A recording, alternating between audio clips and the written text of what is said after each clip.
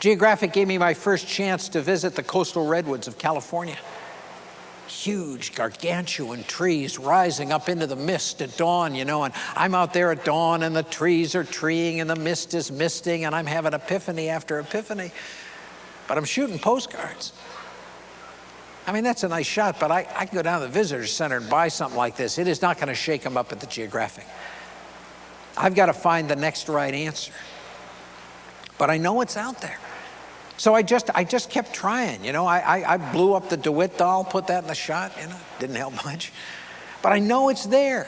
So I kept looking, and eventually I'm down on that path in the mud on my back, looking up through some rhododendron, and I saw this photograph. And I've sold this photograph more than any picture I've ever taken in my life. On shower curtains, on toilet paper, yeah, right. But I sold it. I sold it because it was the extraordinary view. Now, we won't do that. We won't take the risk to step out and find that next right answer, to reframe a problem into an opportunity. We won't take that risk if we're afraid to make mistakes. That's my photograph. I took it. If the great French photographer Cartier-Bresson talks about the decisive moment in photography, this is the indecisive moment. I've chosen a wide-angle lens that distorts this poor girl's feet so they're as big as her face, you know. Lovely moment to photograph her face. Overexposed light in the background. There is not much to redeem this photograph, except that it's my daughter, and if I want to take her picture, I will, right? Most dads would help their daughter in this situation. Dad, I'm turning blue. Don't worry, I can color film. You know?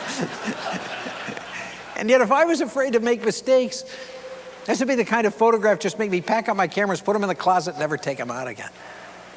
But I'm not thinking about that. Do you know that the average Geographic article is shot in 400 rolls of film? 400 rolls.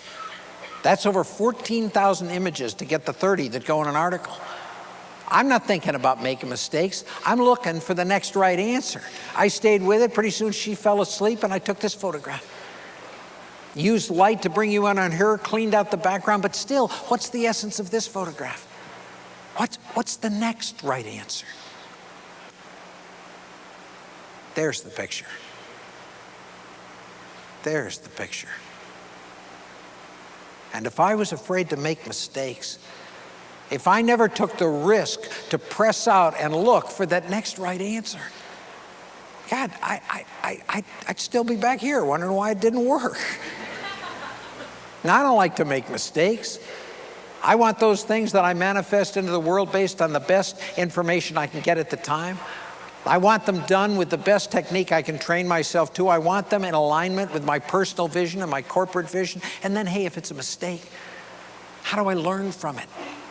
How do I turn what looks like a win-lose situation into a win-learn situation? How do I make it into a little victory? And how do I put those little victories together to move from something like this to something like this? Because when we're not afraid to make mistakes, and when we really believe that there's more than one right answer, that's when we're able to break the patterns in our life and in our work. You know, patterns and systems are incredibly important. We don't function without them, but we all know that if we let our own patterns go too long unquestioned, they simply become our prisons. I show you this picture. There was no big ooh when it went up. Why? Well, your eye came up there in the upper left-hand corner, got a couple inches in, said, whoa, look, grapevines. That took 1 nanosecond. Now it's coming across, it's working its way back, about the middle, it's going, sure are a lot of those grapevines, aren't there? Time it gets down to the bottom, it's going, if I see one more stinking grapevine. You know, it's just same old, you've seen it. And how many patterns are there like that in your life? And yet if we break that pattern just a little bit, don't destroy it, just question it. I had that red bucket down there. Now your eye comes in at the top, figures out that the grapevines, gets all the way down at the bottom, that's knocked out. Has to rescan the whole pattern down at the bottom, knocked out again. That red bucket It's like the flaw in the perfect Japanese pottery cup that the pottery master leaves in to keep your interest, to keep you questioning, to remind you that perfection means wholeness, completeness, not flawlessness. Break the pattern. Break the pattern. It may be the first step in learning how to fly. Break the pattern. God, it'll make you feel good even if you're still stuck here. Because when we're able to break the pattern, then everything is always in question, even when it's going well. We're always saying, why do we do it this way? How can we do it better? Why do we do it this way? How can we do it better? And that's the perspective that really allows us to focus the vision. This is an Anasazi Indian ruin in the San Ildefonso Pueblo of New Mexico. And I show it to you not because it's a great photograph, but it's a pretty good example of what my business looks like when it's out of focus. Out of focus, you say? Well, what's this picture really about? Is it about the stairs in the foreground, or the keep off sign, or the Kiva ladder coming out of the top, or the Indians on the left, or those on the right? The surface is in focus, but the vision is fuzzy. And as a result, the photograph has no power. And I looked through the lens that day. I said, hey, what's the real mission of this photograph, DeWitt? What's its real job? And I realized it was just that Kiva ladder coming out of the top that had drawn my eye up there in the first place. And when I focused that vision, the picture got a lot cleaner, a lot stronger. That always happens when we can focus the vision. Get a clear lock on what we're trying to do and how to do it best. Whenever my pictures do that, they become simple and powerful and strong. And whenever we can get that kind of critical focus, we always find that we can do a lot more with a lot less. Because we run right into that wonderful sense of creative synergy, where the whole suddenly becomes so much greater than the sum of those well-focused parts. Now, we can't do that. Not in our business, not in our lives, unless every moment of every day we're paying attention. To me, life doesn't make appointments. It just keeps coming at us every day. And unless we do it, unless we stay on it, unless we pay attention, we don't have a chance of finding that extraordinary view. I took a photograph of a toy maker in a little village, a veritable imp of a man, a coyote trickster of a toy maker. And I just couldn't get his personality onto film, but I'm trying to stay with it, to listen to all the ways that life is speaking to me. And finally, he finished the story, stuffed his face right in my face, grabbed his ear and said, "Know what I mean?" I saw that moment, that vision, because I was paying attention. Sometimes it takes a huge amount of patience. They sent me up to British Columbia, to the Selkirk Mountains. Incredible area. And they asked me to do a romantic little story on a romantic village down there by the lake. And I'm wandering around looking for romantic images. And I heard about 3 men, all in their mid to late 80s, who lived in that village, who play golf every morning. And I thought, perfect, So I'm out there before dawn. I'm driving to the golf course. I could see this image of them putting out on a backlit green with the sun breaking over the mountains. And I came around a corner to the road. The golf course was closed, a big gate. Okay, patience, DeWitt. So I waited.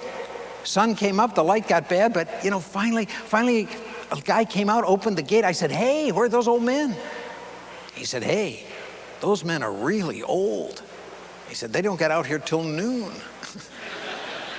Okay, DeWitt, wait, patience. I waited. The light got really bad, but finally at noon, out they came. And they were great. They were full of life and joie de vivre, but they were really old. And I was terrible. My photographs were awful. They got worse. I was shooting hospice posters. It wasn't happening.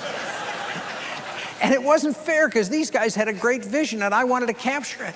So I kept trying to pay attention, to listen to all the ways that life was speaking to me. And finally, one of the guys hit a chip shot out of the green. The other guy looked around and said, "Nice shot, Jack." And I had it. I had it. It was all in the curve of that ankle and the crook of that elbow and the fence that told you weren't at Pebble Beach.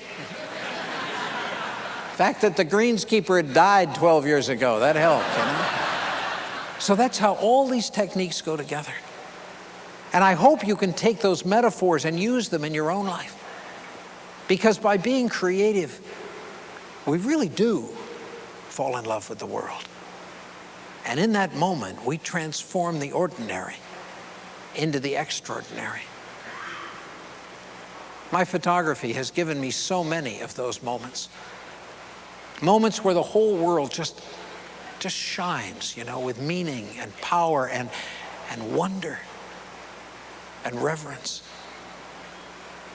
Moments where I know that if I'm open enough to see it, I always live in a world full of light and abundance and opportunity. And you know, the beauty of that world shows us an incredible example of how to live, of how to love, of a banquet laid, of a cup overflowing, of just putting it out there, the very best that we have to offer every day, without any regard to whether it's received or not. And I know that if we let that beauty fill us up, that we too will overflow. And it'll come out in everything we do. In the quality of the way we conduct ourselves, in the caliber of the products we offer, in the depth of service we give to our clients and our customers, and then just as clearly, in the way we treat our family, in the service we give in our community, in the stories we tell to our kids at bedtime. It'll come out in our lives. And I had that come so clearly to me one night when I stood beside the great fountain geyser in Yellowstone. And as the sun began to set, the geyser began to go off. And it was just unspeakably beautiful. And I kept photographing and dancing and crying out until that last marvelous apparition had risen up from the geyser and disappeared. And I thought, you know, there are probably 30,000 people in the park, and they all ought to be right with me watching this incredible miracle. And then I realized that it really didn't matter. Because that banquet, that miracle, is out there every day. Not just at Yellowstone at sunset, but every day in everything we do. To fill us to overflowing, to connect us with our passion, to infuse us with creativity and with love. See that vision, my friends, and seize the day. Thank you very much.